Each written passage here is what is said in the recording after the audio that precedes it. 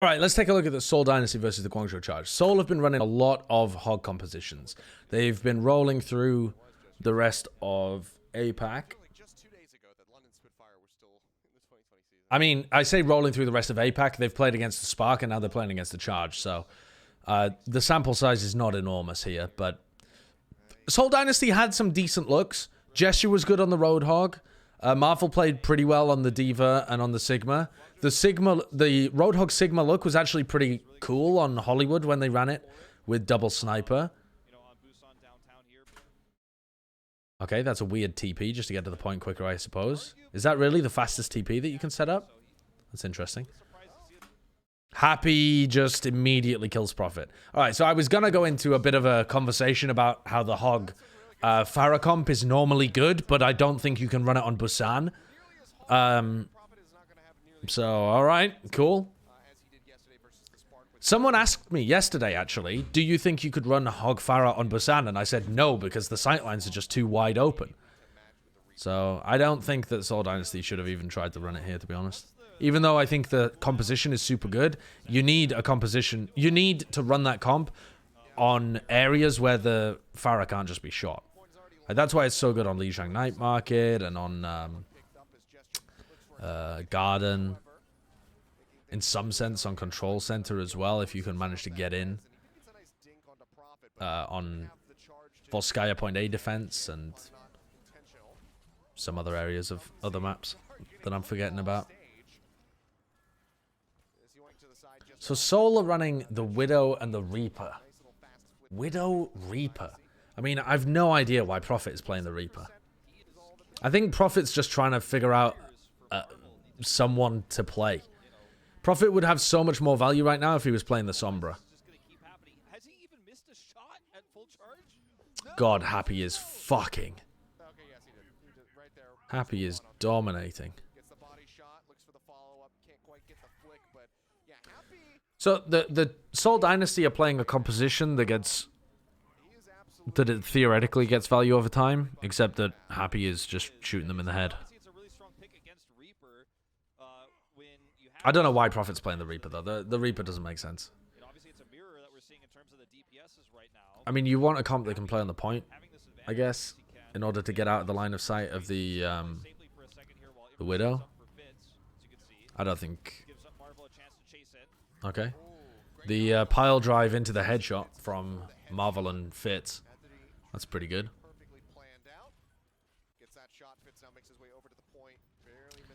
This is so messy. Like, Guangzhou don't really have a plan. They're just running around. They're just running around and hoping Happy hits shots. That's not a plan. Okay, now they move on to the Sombra. So, this is a counter comp that the Guangzhou Charge are running. Kadara Cookies, thank you for the 1 year. Thank you very much. Thank you. Yeah, so the Guangzhou Charge are running a counter comp at this point. The issue is that even if you execute this counter comp really well, Gesture can still hit hooks and Fitz can still hit headshots, and you can still lose. But if the Guangzhou Charge manage to find like a target to go onto, like they do there onto Gesture, Prophet gets booped away. Now they should be trying to go to the point, I think, and play outside of the sightline of Fitz. They can engage onto Marvel. Yeah, that's pretty good. I don't think that the Seoul Dynasty's Reaper is good. It doesn't do anything. He just sits there. Like, he doesn't have anyone to play behind. He doesn't have a Winston to hide behind the bubble. He's just stood there on Reaper. It doesn't make sense. Okay, Prophet goes back over to the Pharah now that there's no Widowmaker to contest him. I think this is pretty good, actually. I don't think you can run this if the enemy team is running a hit scan on this map, but I think against the Reaper and the Sombra, it is pretty effective. Having said that, well, it's effective, except the Guangzhou Charge are in control of the point. So, who are the Charge going on here? Why are they sound barriering? Where are they going? They're trying to dive creative, but they can't find him. Okay, they eventually got him. So they use an entire sound barrier just to kill the Ana, and now they're going to come back and try and kill Marvel or Gesture. They need a hack to come out from... Okay. Use the Death Blossom. Where is Gesture? Good execution of the Sombra Reaper combo for Guangzhou. They actually played that pretty well. That kind of like crazy aggressive play onto creative in the backline is what you need to do. I just had no idea that creative was positioned over there, so I didn't have any idea what they were going for at the beginning. But yeah, that's how you play that. It's pretty good. And Seoul just couldn't get enough value out of Profit. A hot take. If Charge improved at main tank, say having a Smurf or a Sado, they'd be the best team in Owl. What the fuck is that take, man? Rio is one of the most underrated players in the Overwatch League. One of the most underrated players in the Overwatch League. What happened to Profit? Profit has become Marvel. Marvel is there twice. Rio is definitely not the problem in this team. Definitely not the problem. I mean, I don't think he's as good as Smurf or Sado. I think Smurf and Sado are better players. But Rio is very well-rounded. And he's a top-level main tank. What is Eileen drinking? Is he drinking milk?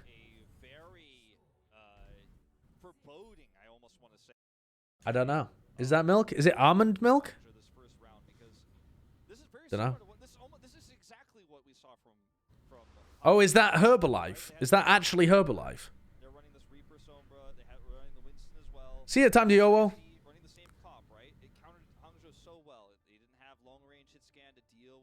Oh, it's soy milk. Interesting. Heavy whipping cream. Fat Dub 777777. Thanks for the brand new sub. Let's get some fat dubs. All right. Guangzhou are running happy on Widowmaker here.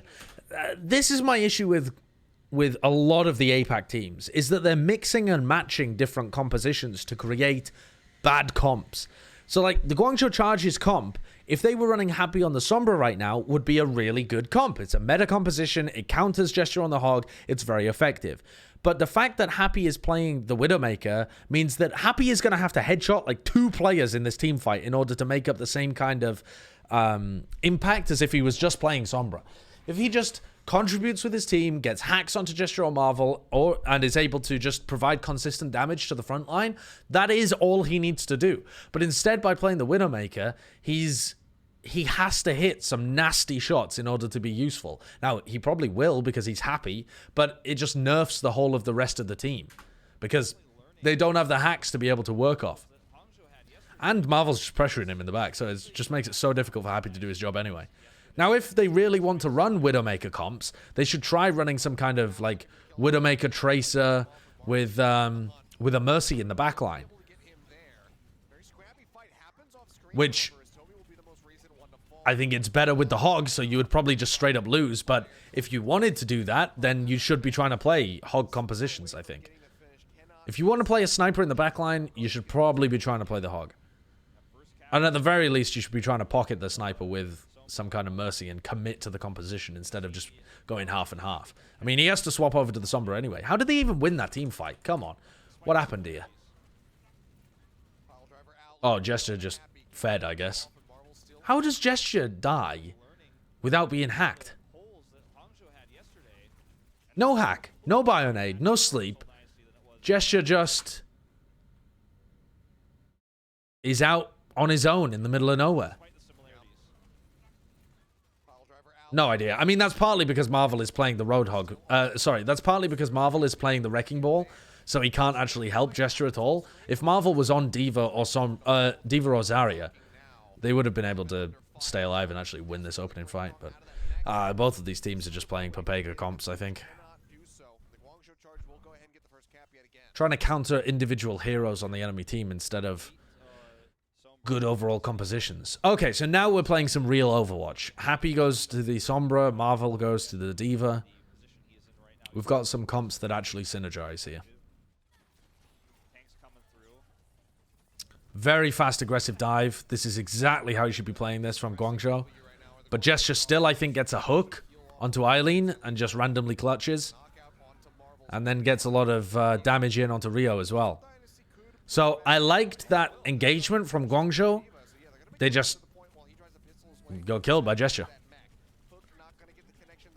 I mean, maybe if they can get a hack off, but you can't get a hack off onto the hog every single time.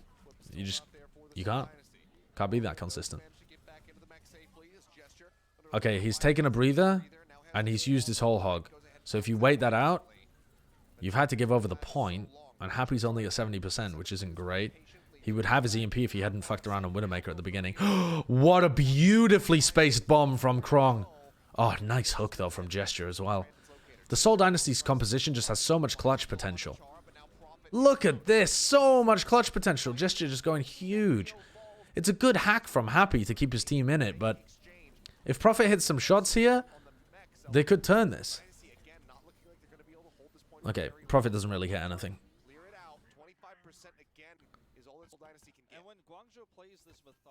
I haven't noticed Prophet really do that much on the Ashe the few times where they've played it. Gesture with another hook, was that? Onto Chara? Presumably? Yeah. Long range hook. What a hook! Chara was positioned here. He was over here. And he got hooked by Gesture in the choke. Fucking hell, man. Fucking hell. Prophet had a great game against NYXL. What? Prophet had a great game against NYXL. Oh, right. You mean ages ago. They didn't play against NYXL this week. I mean in the postseason. Wasn't that ages ago? When even was that? Wasn't that a long, long time ago? When was that? Seoul Dynasty matches. Week 28. That was a month ago. Yeah. So not that long ago, actually. But yeah, in their previous game where they played against the Spark, Prophet did very little on the Ashe when he played it. Like in here, he's just not putting out very much damage. You can tell because he's building his ult so slowly.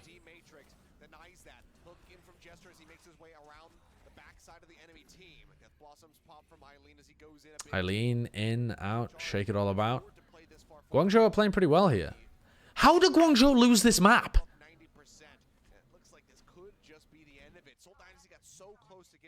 Chara has a sound barrier.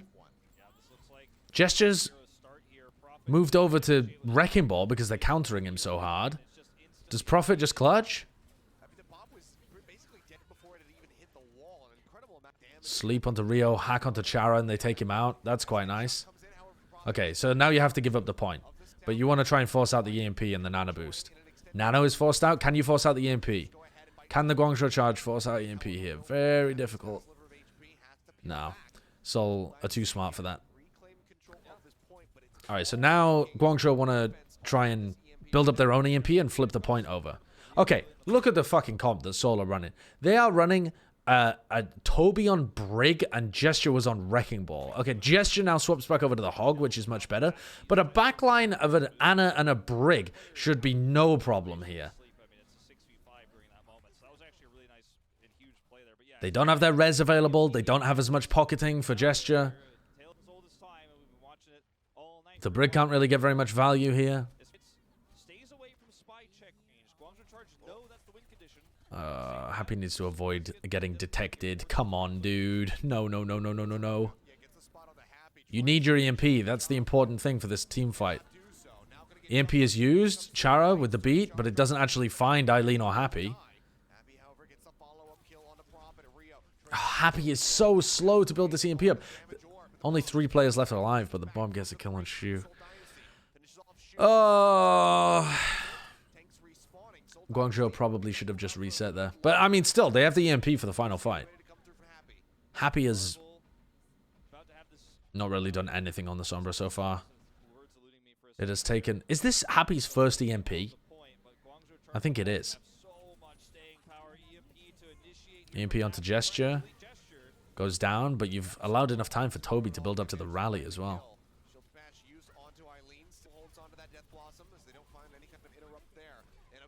EMP? Who are you fighting here? Oh, that's a nice bash, actually.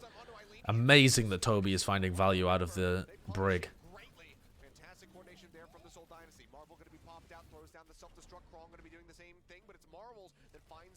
Yeah, and they've just lost this.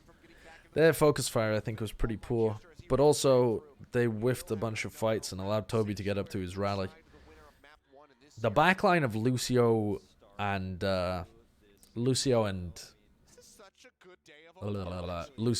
Brig is so poor in terms of the healing output for a slow-paced composition like this. Oh, they weren't playing the Lucio, were they? They were playing Anna Brig, sorry. Anna Brig. Yeah, Anna Brig's actually fine in terms of healing output. Great games. This really reminds me of that. Like, we are watching two back-to-back, potentially. Let's not get too excited. Yeah, it's still the first map, but potentially we're watching two phenomenal back-to-back best-of-5s here. Seoul feels like justice to me. I wouldn't be too happy if they win it all when they sucked during most of the season. Seoul didn't suck for the most of the season. Seoul sucked for a small period of time. Comparing the Seoul and the Justice is fucking egregious. Seoul was able to get to the finals and nearly win our first tournament, the May Melee. And then even when they were losing, they were still putting up some like good Overwatch towards the end. The Justice have just been horse shit all season long. Like, they started off looking like they were going to be competitive against the bottom teams, and then they just got worse and worse.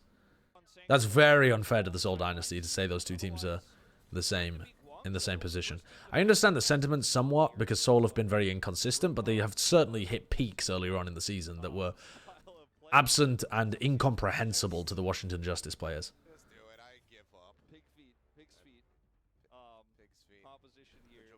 So Hangzhou are running double sniper with Sigma and the Hog, which is something that was... The Seoul Dynasty actually ran this on Hollywood, and I think it's pretty similar to a comp that what are they called? Shanghai ran on Gibraltar, isn't it? I think Shanghai ran this, except they were running the Diva instead of the Sigma.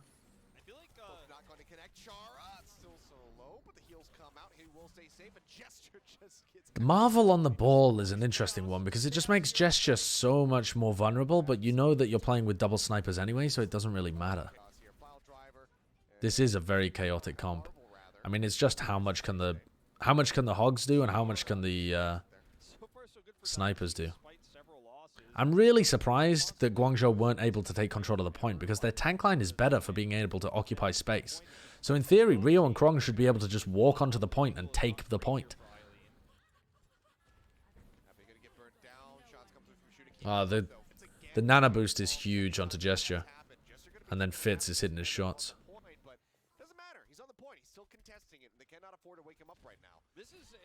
Oh, Prophet is doing a lot here as well, actually. Making me eat my words about him not doing anything on Ashe in the previous rounds. Having really good performance here. Gesture is always in position to not only contest the point, but also heal for both snipers. He's in between the two of them, whereas Krong's kind of off on his own doing his own thing. Which is why Happy is losing some of these trades versus Fitz, because Fitz can flank more effectively near Gesture. It's obviously difficult for Rio to be able to get to the point because there's snipers on multiple sight lines, but I really think they should be going for it. They should be going for Rio and Krong taking aggressive positions on the point, I think, and then having the snipers trying to lock down the angles. Wow, that combo. Whole hog into the mines. Whole hog in the enemies into the minefield. Well, I didn't think I would ever see that combo in an hour match. Fucking hell. Am I going to be playing any games after the VOD review? Yeah, probably. Actually, no, I'm probably going to be recording Plat Chat, and then I'll turn on my stream afterwards, after Plat Chat, and I'll do some more stuff then. But you're not going to be able to play that same style of Roadhog. Okay.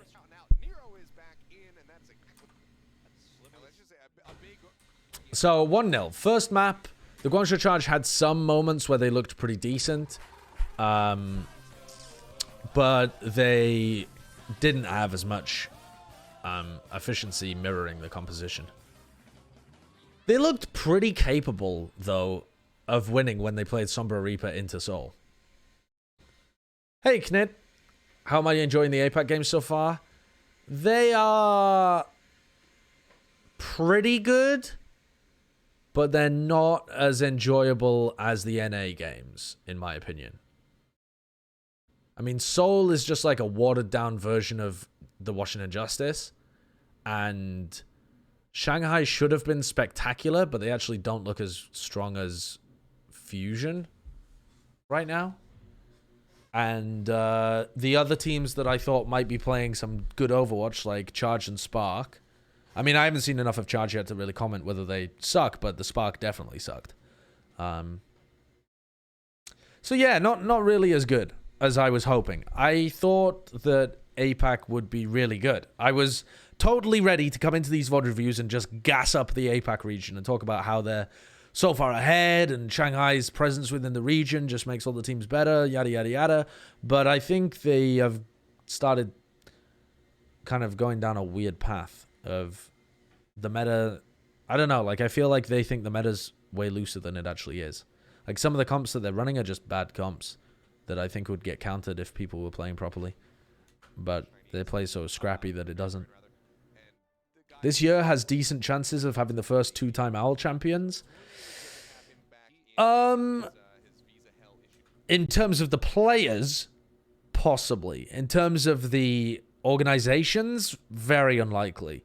I mean, unlikely. Maybe not very unlikely. But for the Shock to be able to take the championship, I mean, they don't look like the top team at the moment. It's possible that they could continue to improve and end up winning. Yeah, it is possible. But yeah, considering that Seoul Dynasty are looking, fairly dangerous over in APAC, and they've got some former champions on their team, I just don't think that Seoul Dynasty are that good. I think they've played against weak teams, and APAC in general is really struggling to figure out how to deal with the Roadhog at all. It's not even like they have an unbelievable Zarya playing alongside of it, or another off-tank that's doing crazy shit. They're just really struggling to deal with Gesture. Okay, anyway, let's take a look at the King's Row. So, Guangzhou Charge are going to be defending with a Hog Pharah defense. Now, what have I said previously? I've said that Hog Pharah defenses are, or Hog Pharah in general, is a really good composition. It's very hard to counter, but it only works on certain maps. And the reason it only works on certain maps is that you have to pick a map where the enemy team can't just play hit scan and ruin your Pharah. King's Row is a map where people can play hit scan and just ruin your Pharah. Where is Nero going to play? He has to play around the back of Hotel constantly. That's no good because he can't play aggressive when people try and focus his tanks. So even without seeing, even whilst I am a big fan of Hog Pharah compositions, but I don't think it's going to work here. I mean, I could be totally wrong, but I don't think it's going to work here. Especially because Seoul are mirroring anyway, so Seoul don't even really have to worry about trying to play the counter.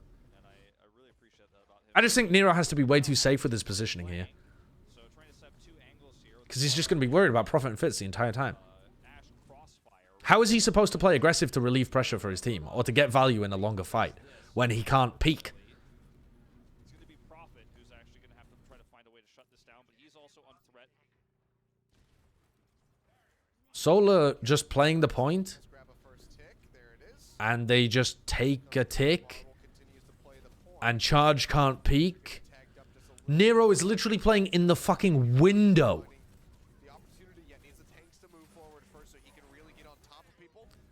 Okay, happy with a really nice kill onto Toby. That should give them an opportunity in this fight. They can start pressuring the point a bit more. They've given a free 2 ticks before that pick came through.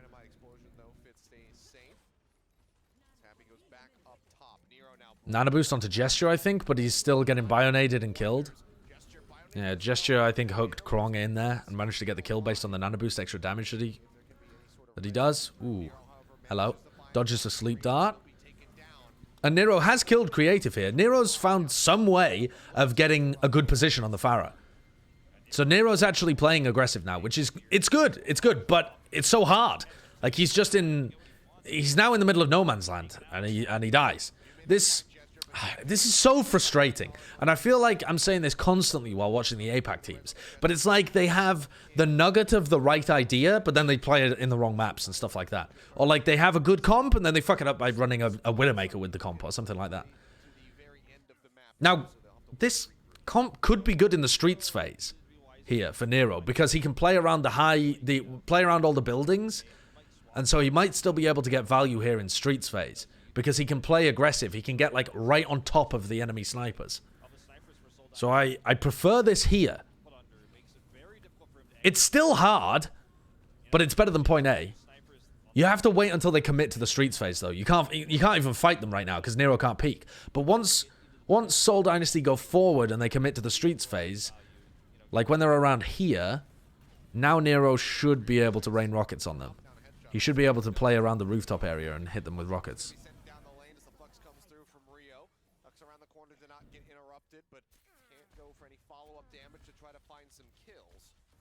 Yeah, this is the kind of positioning that I was thinking of. Toby kills Happy? What? He was just flanking. Toby and Prophet were flanking around the right-hand side, taking a Ash 1v1, essentially. And they just roll him.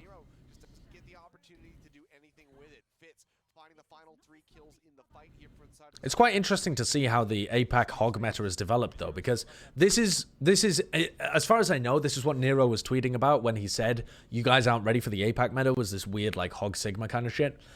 And I think the reason that people have started playing the hog sigma so much is that they couldn't counter the hog comps, so they decided to mirror them.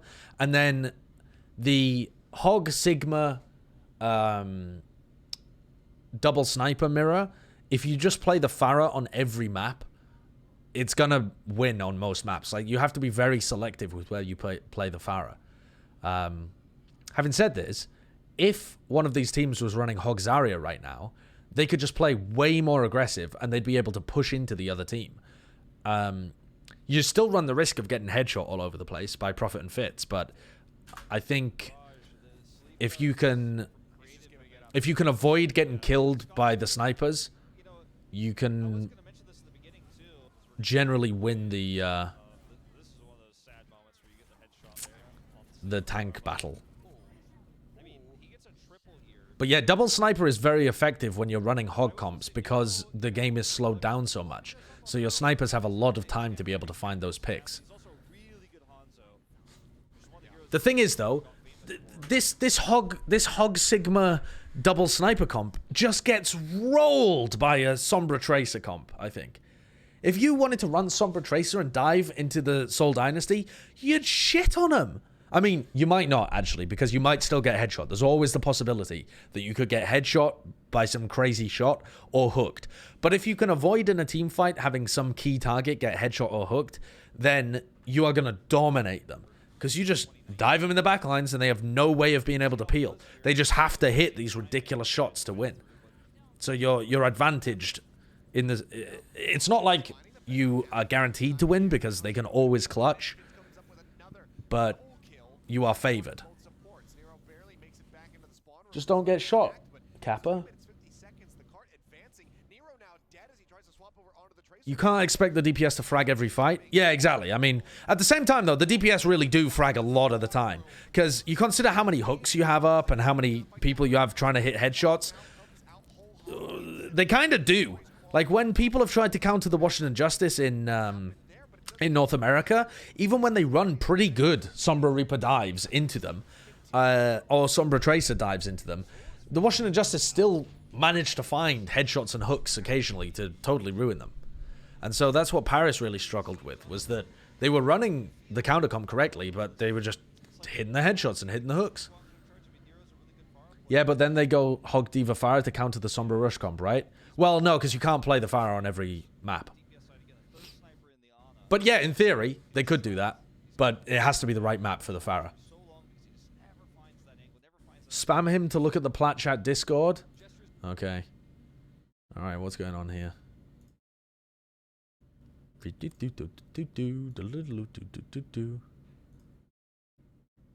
Ah, I need to send some predictions for the games. Who did I say was going to win these games?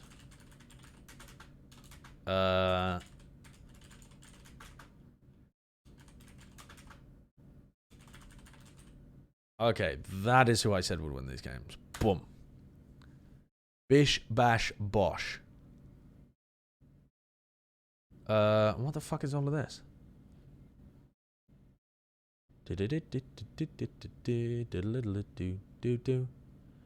Bum bum bum bum bum bum. Da da da da da.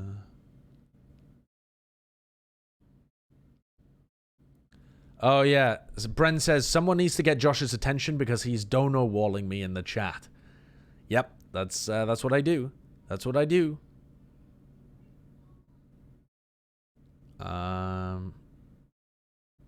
Okay, so they want to start at 3:30, which is in 45 minutes. How much of this VOD do we have left? We have 3 minutes, 3 hours 40. Yeah, we will just finish it in time. Perfect. Perfect. You don't have donor wall? Yeah, I don't have donor wall because I think it's funny to donor wall people who ask for donor wall. That's like peak comedy to me. When is the next foreheads, by the way? I don't know.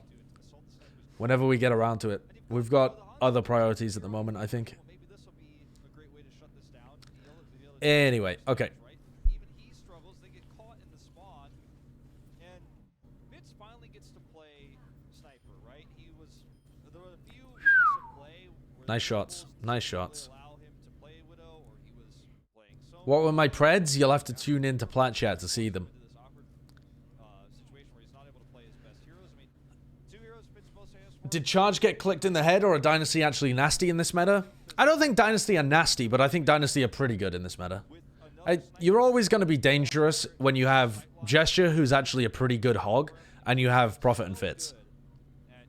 So, I quite like that Seoul Dynasty are playing the hog comps because it puts more emphasis on their individual skill, which is one of the largest benefits of their team, with Prophet and Fitz on the team, as well as Gesture. So, yeah, I quite like that. Again, though, the Guangzhou Charge are running a composition where they're really missing this Sombra. Somehow managed to get the kill on Gesture anyway, without a hack or a Bionade. But again, like I was saying, the dive composition is really...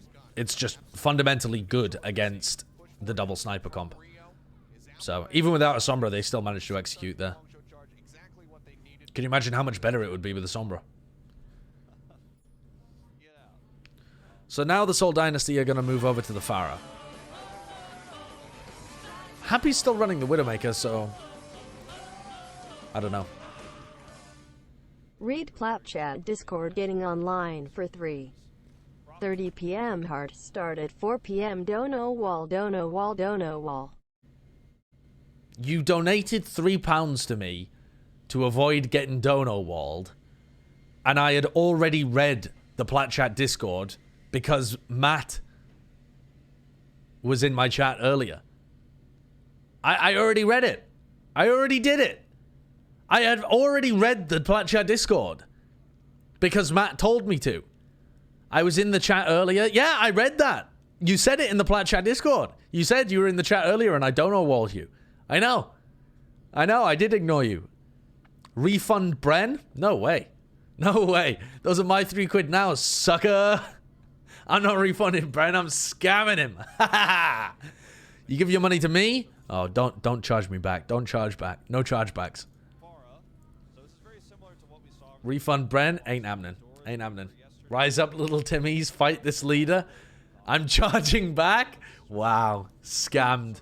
I'm getting scammed now.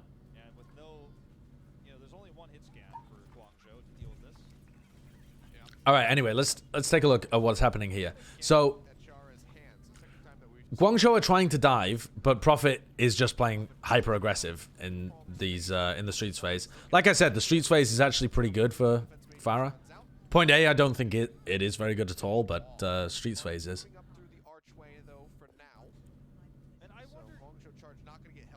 I think Happy should swap though. Happy is just not going to have good sightlines until point C.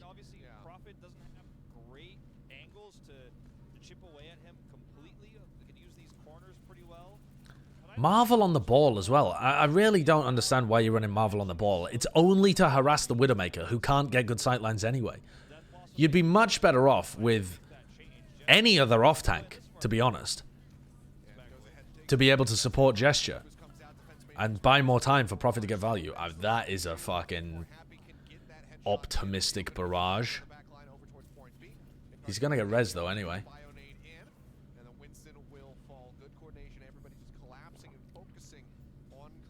And Seoul are just able to stay alive so long drag these team fights out for so long that Today and yesterday, I mean, you and I saw his potential the first time he played on Seoul Dynasty. who are they talking about? Talking about Fitz. Yeah, Fitz is playing pretty well. But the way of breaking this composition is that Happy goes Sombra, Nero maybe even thinks about going Tracer, and you try and get into the backlines to pressure Fitz on the Ashe and Creative on the Ana. And then you turn back around to deal with Gesture and Marvel, and you hope to God that Prophet hasn't killed you in the meantime. You definitely don't just run the Widowmaker over and over again. What is this, though? Why was Prophet so deep on the floor in the bookshop? What is that? And now Happy's going on to the Sombra. Because they have no real way to deal with them in the sky. Yeah. Not great. Jester goes in, gets the pull. A little bit of damage going up in front of the tanks. That could be huge. The bomb. That's quite nice. They get into the back lines, zone people out. Gesture still finds a hook, and they get the res, but this still should be a win for the Guangzhou Charge. Oh, the nano onto Prophet is very dangerous. But they're countering it with the Coalescence, which is very nice to see. Very nice play by Guangzhou, actually. And they swapped Happy to Sombra. Surprise, surprise. It worked, Pog. I don't think Prophet's going to get value playing the Pharah here. I think the Pharah can be countered here with any kind of hit scan comp that the Guangzhou Charge want to swap over to, if they want to. I actually wouldn't mind Happy going over to a hit scan here. I mean, he's at 76% of his EMP, so you probably should try that first. But this is the point at which Guangzhou could definitely justify playing some hit scan.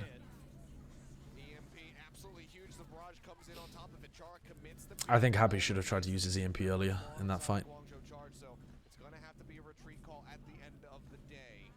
3 minutes on the clock, though. So it's a large time bank. Unfortunately, Seoul Dynasty had a really huge time bank themselves. Look at the EMP that Happy has. Like, what's the follow-up? It's like he's gonna EMP, and then Rio's gonna run through, and Shu's gonna, like, you know, fade forward. You know, I mean, there's not a whole lot here. They're gonna have to try to focus down Gesture. I suppose if he's hacked, he can't take a breather. Yeah, you just focus down Gesture and Marvel with the EMP. They should immediately kill Gesture. Creative as well if they can get onto him. Krong doing a good job at focusing down Prophet. Very nice. Good execution. Not really sure why Achilles and Wolf were doubting the EMP. That doesn't make any sense. But yeah, I mean, that was a good execution of that EMP play by the Guangzhou Charge. I can't believe the Prophet is staying on the Pharah here. Okay, he's not. He's going over to the Reaper. Ooh, the nano onto Gesture. Just to keep him alive, to keep the fight going for longer and longer. That's a hook. God, that was close. And Prophet kills Nero, who was too far ahead. Didn't realize that the rest of his team was backing off. Another good hook from Gesture. Why does Toby keep going to the brig? Looking harder and harder for Guangzhou Charge each time. I mean, they had the EMP fight, the solo on the Gesture, right? Why does Toby keep going to the brig to counter the dive comp?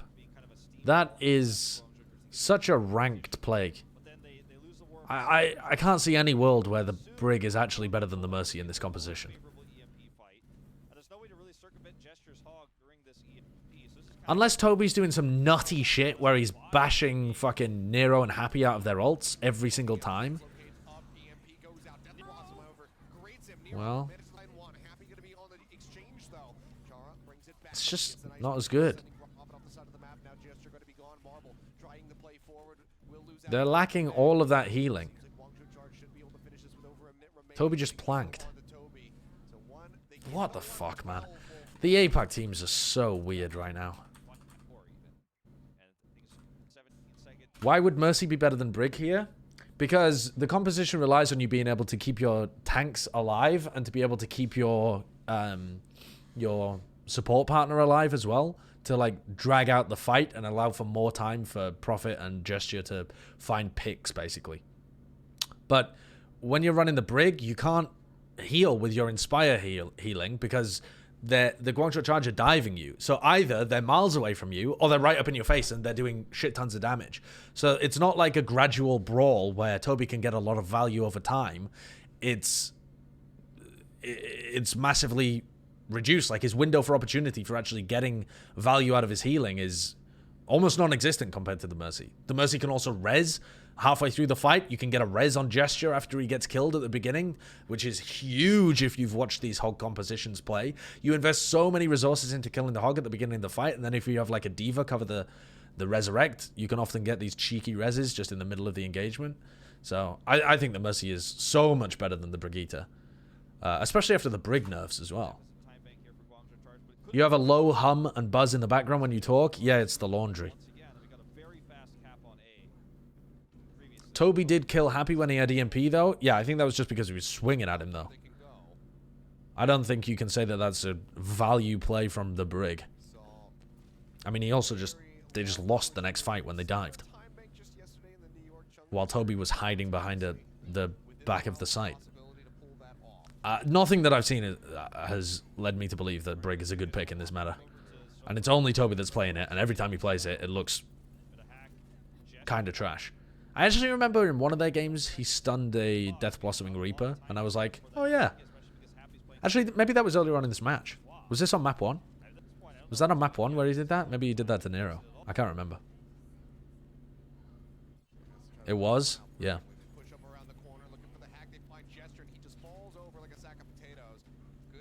I don't understand why Marvel is playing the ball. Marvel on the ball offers no help for Gesture. None at all. No Zarya bubbles, no defense matrix, no peel opportunities whatsoever. Marvel just running around on the ball. Oh, God. I think Seoul are going to get crushed by a team that plays good Overwatch in this meta.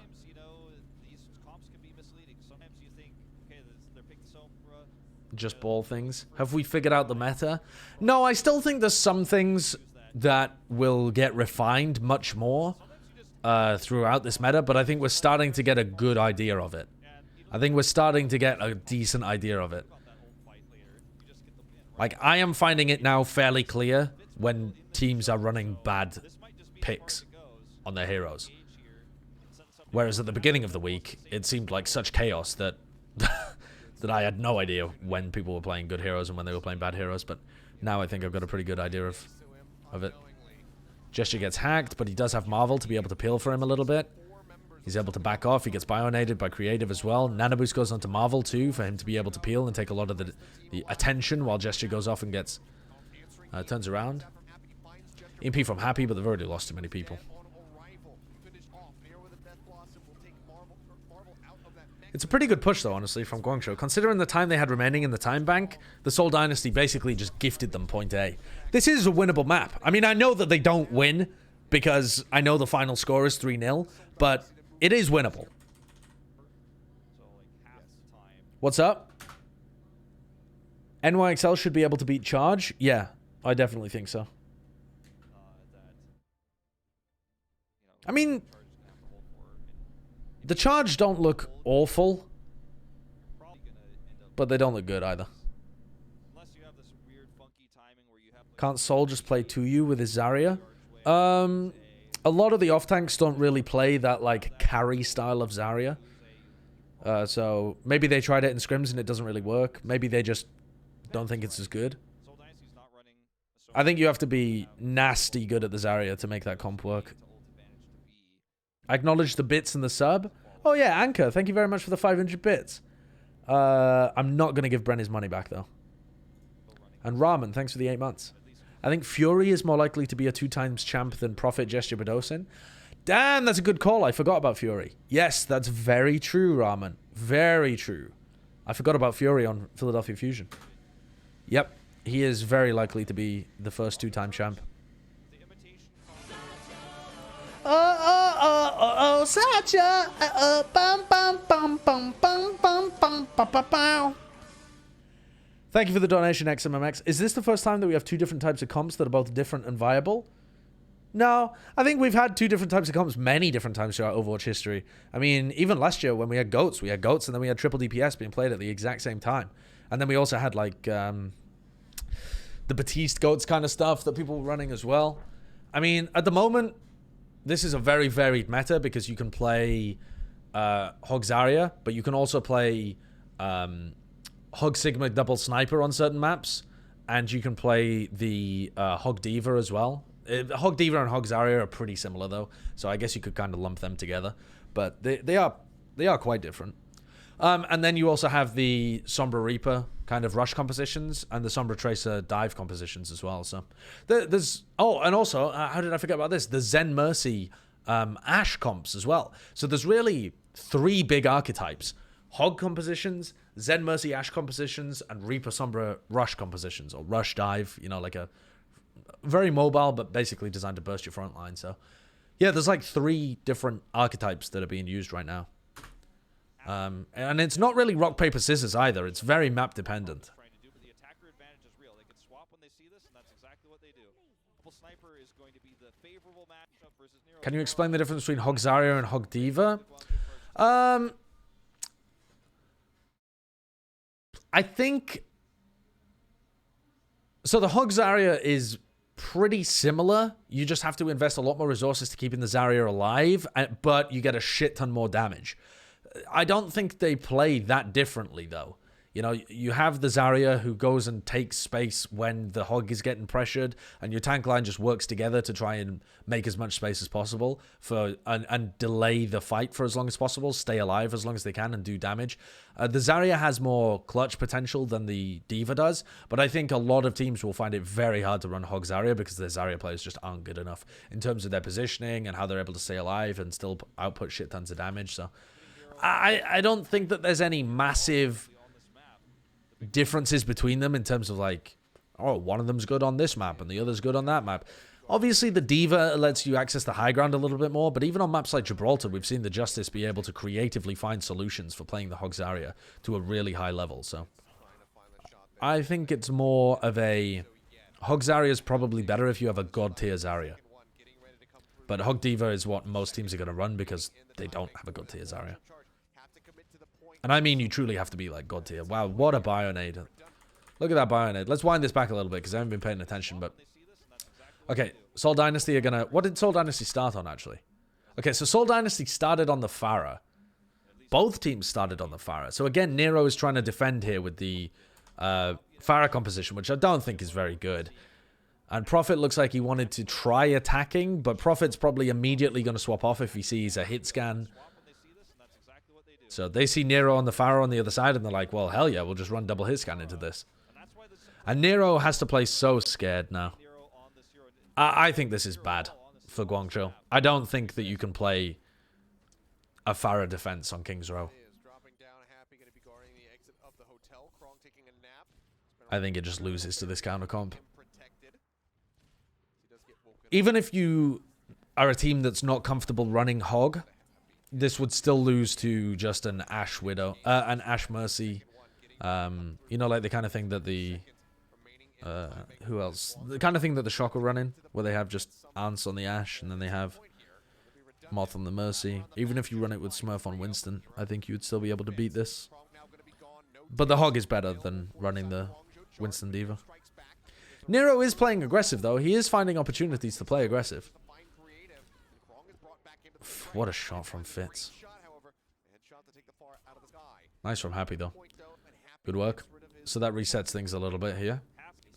Nero, though, is not going to have the positioning to do damage to them as they approach. So Seoul can just walk in for free now. Nice shot from Happy. He barely had a chance to react to Prophet there. That's crazy.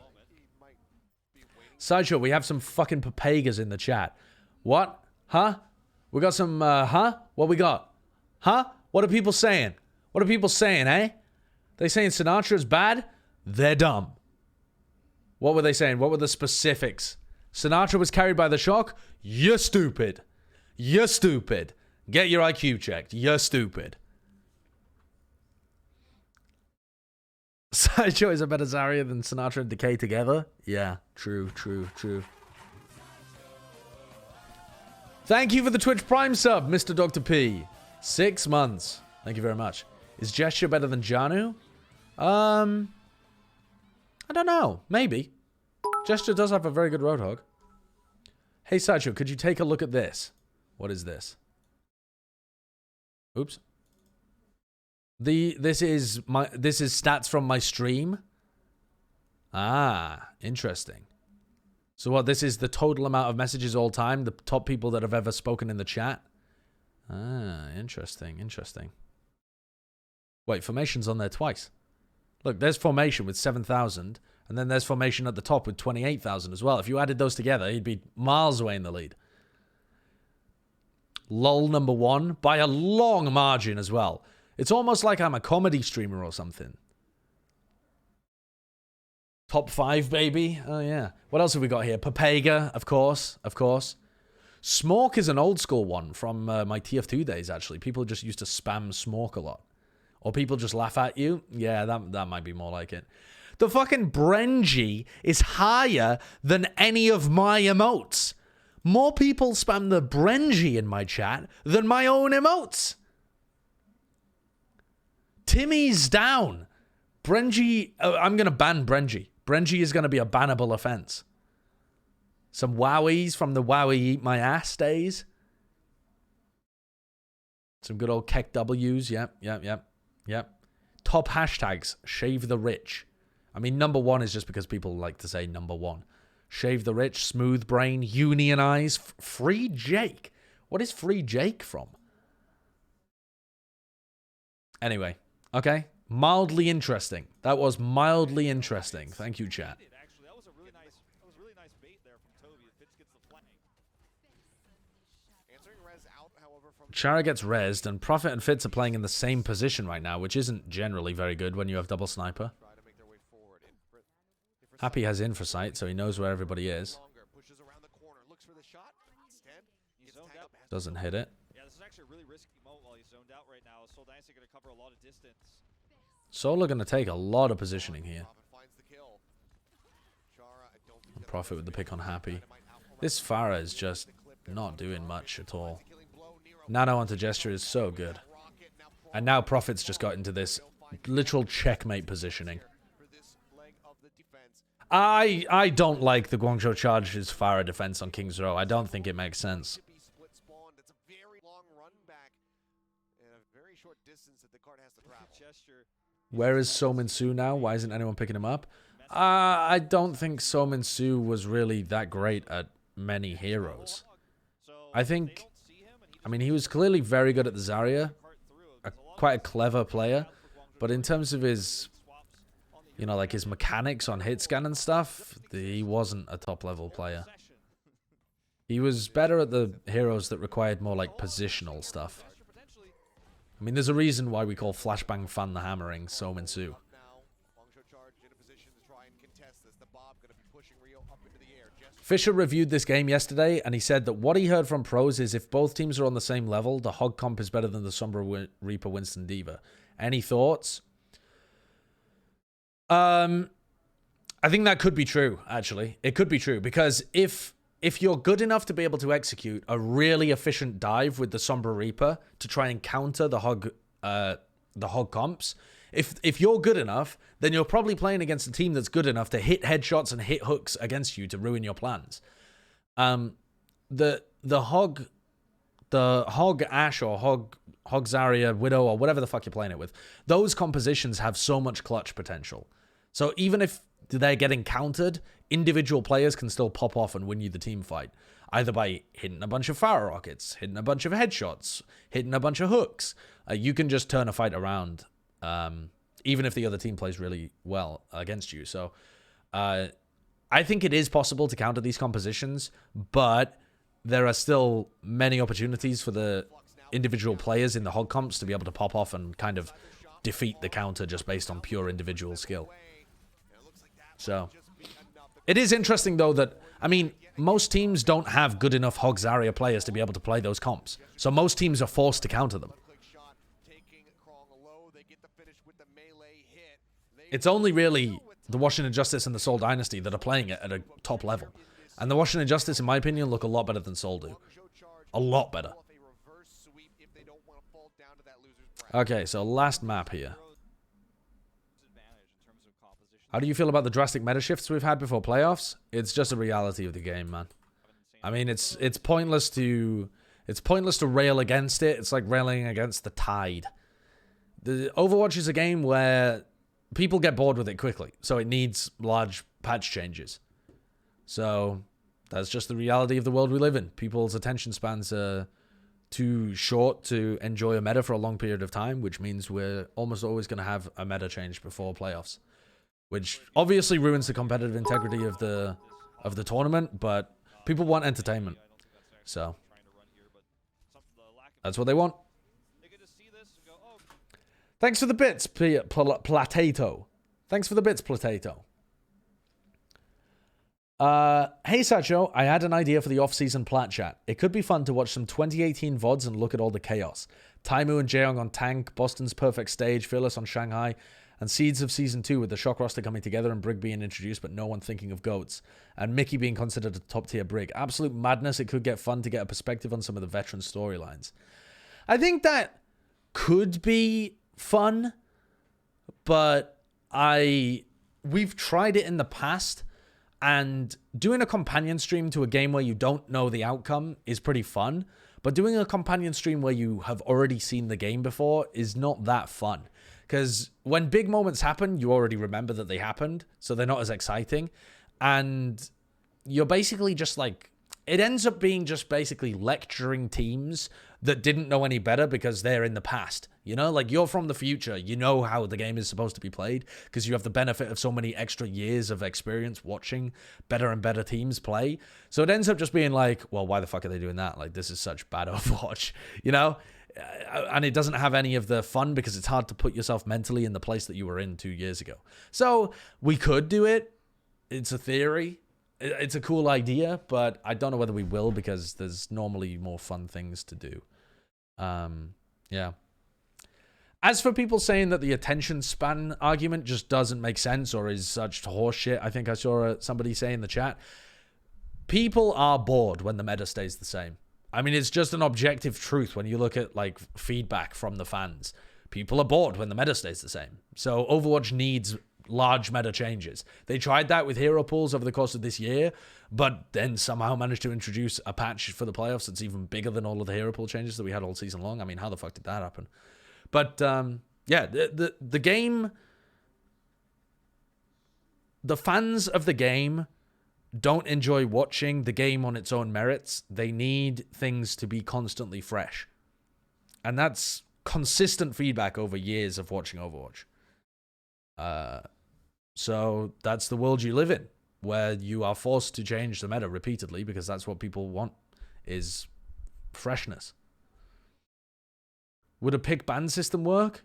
Yeah, I personally think that pick ban system would be great, but the developers and the people making the decisions for the Overwatch League disagree with that. They think that things like hero pools are better. I was never on board with hero pools. I mean, as I've said many times before in the past, I think a pick ban system would have been much more strategically interesting, and it also would have offered that freshness without vastly changing the game itself. You know, you provide more freedom to the pros instead of less freedom. The big counter argument to pick or bans is like, Jonak is a great Zen. If Jonak just gets banned on Zen every time, that sucks for the fans of Jonak. But also, I mean, there are meta changes that just shove Jonak off Zen anyway, so I think that's a totally moot point. Pick ban would kill Eamon's career. Yeah, that's the same kind of argument, right? It's like, Eamon wouldn't be able to play the Wrecking Ball because people would always just ban Wrecking Ball against Chengdu. Which, you know, a fair argument, but there's a lot of different metas where Eamon can't play the Wrecking Ball anyway. Or, rather, there are a lot of metas where Eamon's Wrecking Ball is just bad anyway, so I don't know. There's a very few niche cases where pick ban would be boring, and I think the rest of the time it would just be a fun and good strategic thing for the game that avoids you having to just fuck up the game every few months in order to make it fun again. Anyway, okay. So, the Guangzhou Charge are going to be defending here with a Pharah, but they are not running a Hog. I think if you are running the Pharah Widowmaker defense here, you should probably just be running a Hog. Seoul are running double hit scan here, so Nero has to play line of sight pretty effectively. And because they're running the Winston and the Diva, they can't really pressure these guys who are playing at the front, because otherwise they're just going to get hooked by Gesture. So Guangzhou Charge have to give a lot of ground. Wow. Profit and Rio kill each other. Dynamite damage. The Guangzhou Charge's tank line just doesn't have a DPS player to be able to play with them, so they can't contest Gesture and Marvel. So they lose. I mean, they just straight up lose. Gesture can just walk forwards. They have nothing to punish Gesture here. If they had a Hog of their own, they could actually play Hog v Hog, and then obviously Gesture can't just walk forwards. I mean, he might be able to get hooks on the Hog and stuff like that, but that's a different story at that point, isn't it? It relies on you actually hitting your shots. Whereas Guangzhou Charge won't even... Oh my god, what is this? Nero on the Genji as well. Okay, I mean, are we just in Papegaville right now? I think Guangzhou have a worse read on the meta the longer this series goes on. I mean, it suits his hero pool, and we have seen other players try Hoxall, you know, most notably so far. This is not going to be easy. Well, all happy, already gone. Marvel finding the pick. Char with a Valkyrie might be able to get into a position to try to res him back into the fight. And who's going to be used by Shu, throws that one out onto Rio. Marvel, the recipient of his own. Profit gone. Rio finds one. I think if Seoul just swap their comp to have a Sombra now, or a Tracer, they win. Scoops up multiple kills, trying to fast track that Dragon Blade. The Nero Genji can only get value against double sniper. So I would prefer the EMP, actually, because I think the Hog compositions, generally speaking, are bad on assault maps because they get picked slowly over time. Oh, come on. The Prophet Genji. What the fuck is this? I'm going to go for a piss and reset my mental. This is dumb.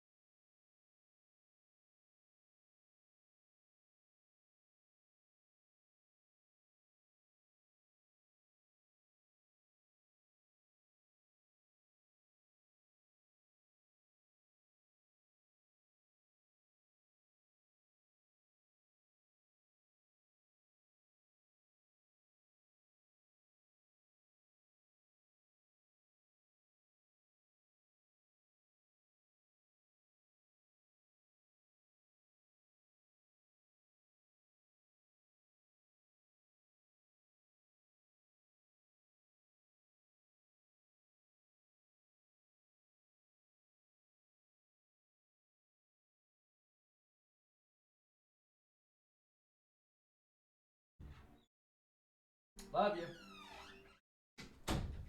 You hear that? I love you, chat. Okay. All right. Mental reset. People spamming Brenjis in the chat and shit.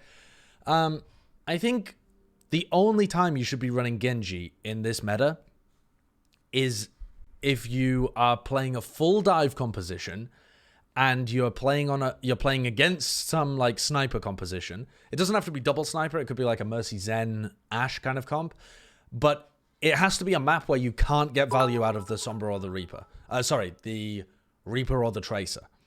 Like some map where it's got crazy high ground, you know, like Hollywood or something, where you can't get up there easily as a Tracer, and so you have to play Sombra Genji.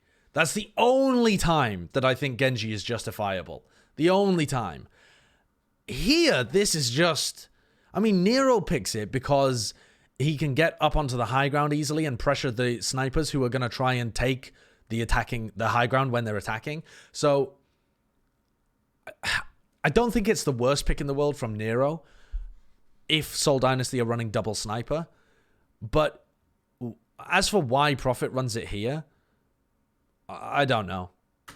And I also think that Nero should swap off it now as well, because he's not against double sniper, he's only against one. I don't think it's worth holding the Genji just for the blade, because the blade is not very useful. So it's not terrible by means, but it's weird because you're not swapping to Winston with it. There's no synergy here between Yeah, and Wolf is just saying there is no synergy here. Yeah, there is no synergy here. And Genji isn't good enough anymore to be able to solo carry fights because he just gets picks in the middle of the fight. Like, he just doesn't do enough damage. He doesn't shoot fast enough to be able to win the neutral fights anymore. He's been nerfed pretty heavily. Gesture with a nice hook, though, to be able to kill Nero. And they're just walking forwards. This is, again, because the Guangzhou Charge's comp is bad as well. The Guangzhou Charge have no ability to deal with the front line at all of Seoul. Okay. Nero finding a lot of value with the blade.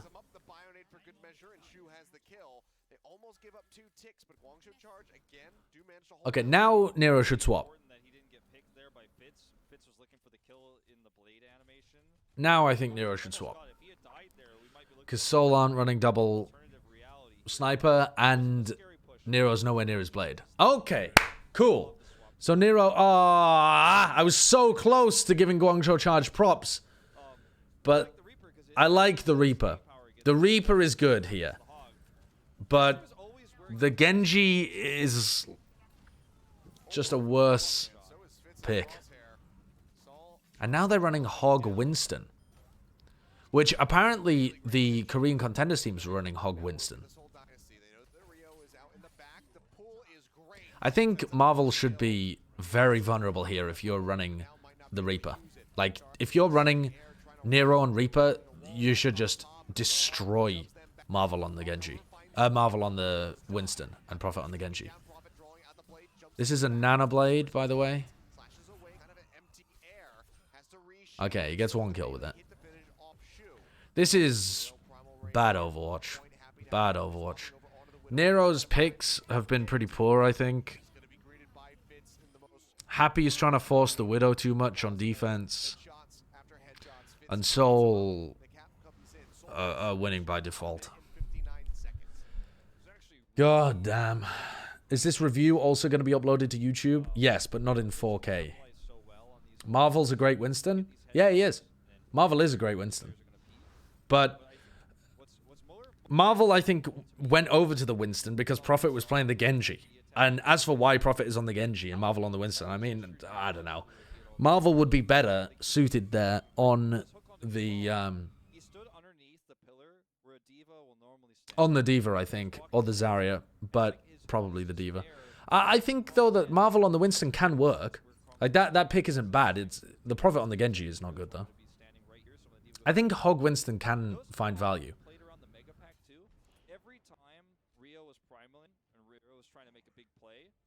Obviously, you don't want to be running the Winston into Nero on the Reaper, and Nero should have been running the Reaper anyway, but they didn't, so just kind of free. Am I reviewing another game after this one? No. I'm recording Plat Chat with the boyos. Alright. So, the Seoul Dynasty are going to be defending with the Hog Pharah composition. I think this is actually good on Anubis. I said it was bad for the Guangzhou Charge to be defending with the Pharah because they weren't running a Hog. And so they just got walked at. But Gesture is not going to allow you to walk at him. The thing is, though, Prophet still does have to play a little bit safe with Happy on the Widowmaker. But he has this high ground to just play on the entire time, so the map geometry is good for him. Nice bubble placement, actually, for Rio. That stops Prophet getting a lot of value that he would have otherwise got. Oh, did Happy get out? Yeah, he just got out in time. But still, Prophet is just fucking in these fights. Prophet is dominating because without a Widow to worry about, it takes so long for the Guangzhou Charge to kill Gesture and Marvel that Prophet is just able to rain hell from above. The Widow is not an effective counter to Prophet running the Pharah here. I think you have to mirror the comp. I think you have to play Hog here if you're the Guangzhou Charge. I think even if Happy plays Sombra and they just try and kill Gesture and Marvel, I'm not well, actually, maybe they could because they're running the ball. I think, yeah, actually, if Happy ran the Sombra here, they could probably kill Gesture and Marvel quick enough because Marvel isn't playing Diva, Marvel isn't playing Zarya. He's playing a ball that's trying to disrupt your Widow. You could get a kill on Marvel pretty easily, I think. And then you could roll through to try and kill Gesture. Everything's falling apart.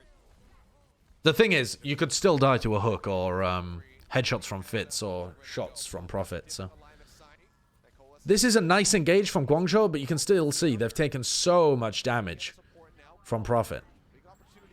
And now they have to go for another dive up top to be able to kill their DPS and their backline. It's still not easy. Okay, once the Bob goes down, now they'll be able to get pressure on the point. Good play from Krong to be able to take down Profit. Fitz kills Happy, who really just should not be playing the Widowmaker. And Gesture's back up with a nano on him. And a whole hog available here. This is still winnable for Seoul. Look, they've got all of this position. Oh, great 3-man Death Blossom, though. Perfect positioning from Nero. They just shoved the backline down onto the floor and then Death Blossom them from above.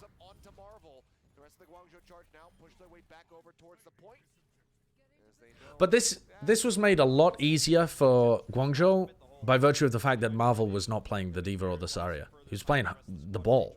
The ball is just... No. The ball's only use in these comps is to distract the enemy Widowmaker. And Guangzhou shouldn't even be playing a Widowmaker. So I don't really agree with Marvel playing the ball. I don't think it's a good idea. I think it just loses to the Sombra Reaper.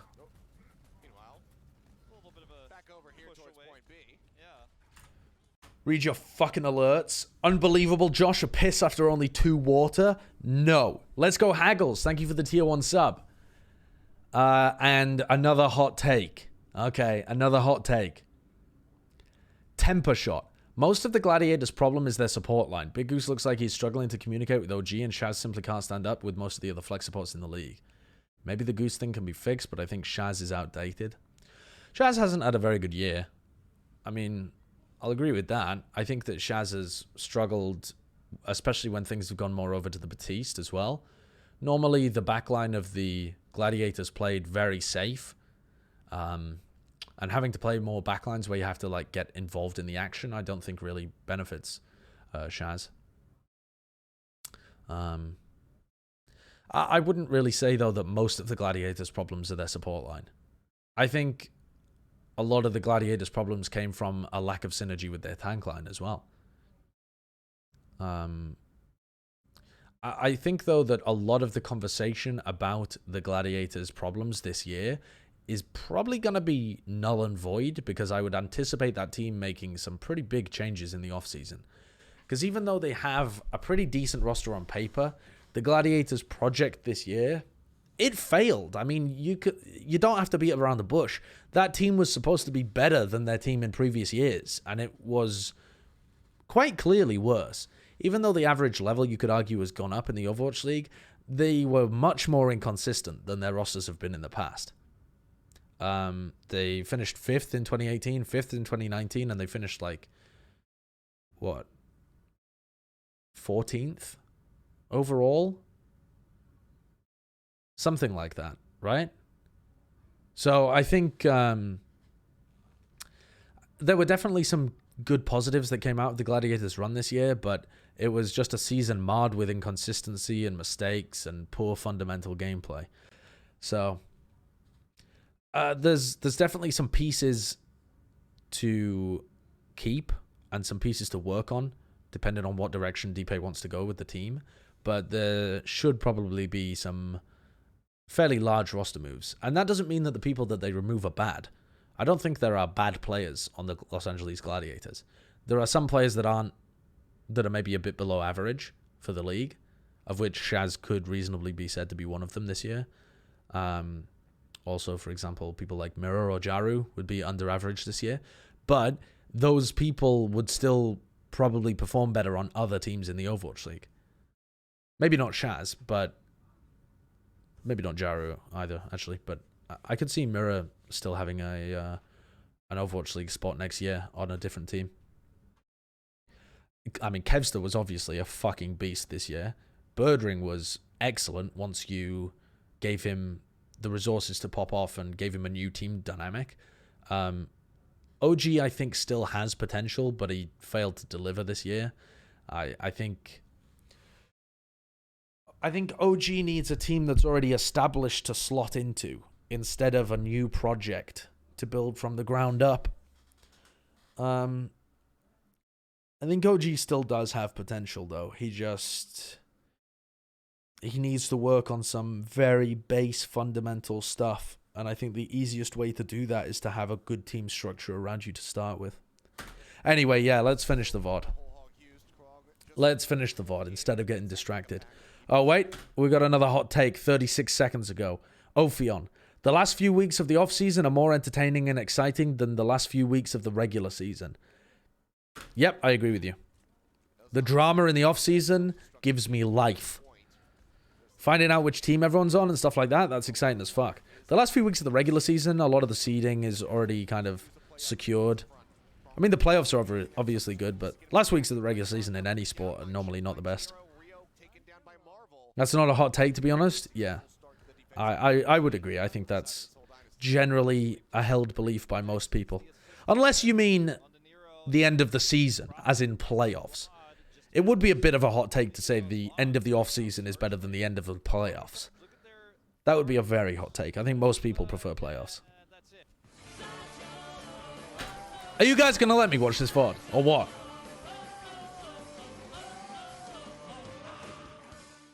Chongshik Fisher Bumper. You see any of them on a team next season? Honestly, no. I don't think so. I don't really see it, personally. I think that there are better contenders players out there, and I don't think that Bumper has indicated he wants to return to the league, and I don't know whether people... I don't know, like, I feel like Fisher probably would be a great player. He seemed like he had matured a lot when he was playing for the Vancouver Titans, but I don't know whether people are going to be able to give him an offer that he would want to leave streaming for, because I think his streaming career is actually doing pretty well right now, isn't it? I think the odds-on bet is that you probably do not see those players in our, but it's possible. There is a lack of good main tank players, so who knows? Who knows?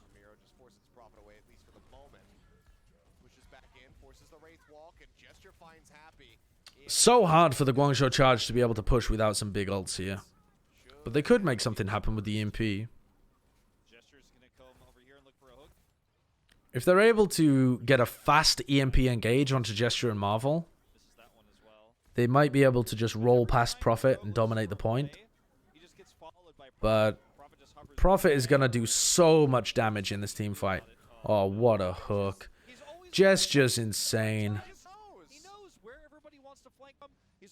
Gesture is really good. Holy shit. How'd you fix the London Spitfire?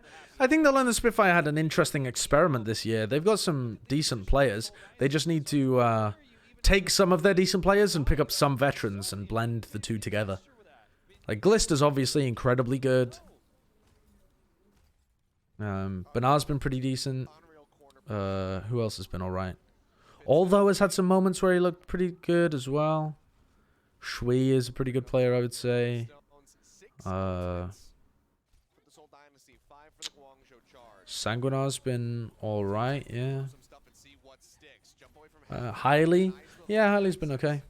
I don't know. I wouldn't keep both Hailey and Sanguinar, though. I think you would need one veteran presence in the backline. Or at least I would prefer that. Maybe at the flex support position, because it's got the most skill in the league. Okay, good EMP engage there, but the Seoul Dynasty have still got so many players that they can clutch with here. Gesture dies? Oh, they've actually swapped Toby onto the Lucio, so they can't get the res.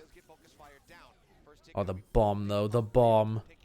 The bomb. It kills Nero. Are they going to be able to win this? Are they actually going to be able to turn this fight around eventually, Seoul? Surely not. The hacks should come out, and you should be able to kill the people that are on the point. There's no big ults coming up here for Seoul. There's no way that they turn this fight around. But if they get it down to 0 seconds, then all Seoul have to do is just push and they win. So, Seoul are almost certainly going to be able to do that. Happy is just not getting enough hacks out onto Gesture. They should be able to kill the ball instantly as soon as he comes out of spawn by getting hacks onto him. And Happy is just... I haven't seen a single hack from Happy. He's just trying to do damage. Okay, so it's an OT, yada, yada, yada. So how does the Seoul Dynasty eventually win this? So they go for a defense without the Pharah this time, but with a Widowmaker. So they're playing dive, but with a Widow. Or they're playing like that frontline rush dive, but with a Widow instead of a Sombra. I don't like it. I don't like it. It's just waiting for the scouting report. We'll swap over onto the Sombra. Happy has to hit so many shots to be more valuable to their team than a Sombra. Marvel's already in the backline as a wrecking ball. Marvel's ball is actually useful here because it can back-up and it can pressure Happy. And being able to pressure Happy is much more important on the attack because you just make space for the rest of your team to come in. Oh my god, Happy just walks into the lower area. So much fire damage. Good pressure from Marvel there. That's a good opportunity to use the wrecking ball. Okay, well, that was a GG. What a disappointing match from the Guangzhou Charge. And I think that no team has shown me... I mean, the Spark and the Charge have just not showcased an ability to put together good comps to counter what the Seoul Dynasty are doing. I don't think Seoul are playing the hog comps at a high enough level to be able to beat... Actually, they might be able to beat NYXL. But I don't think they're playing the hog comps at a high enough level to be able to beat Shanghai. And I'm not really sure that they could beat New York either. I don't think Seoul are as good as Justice right now.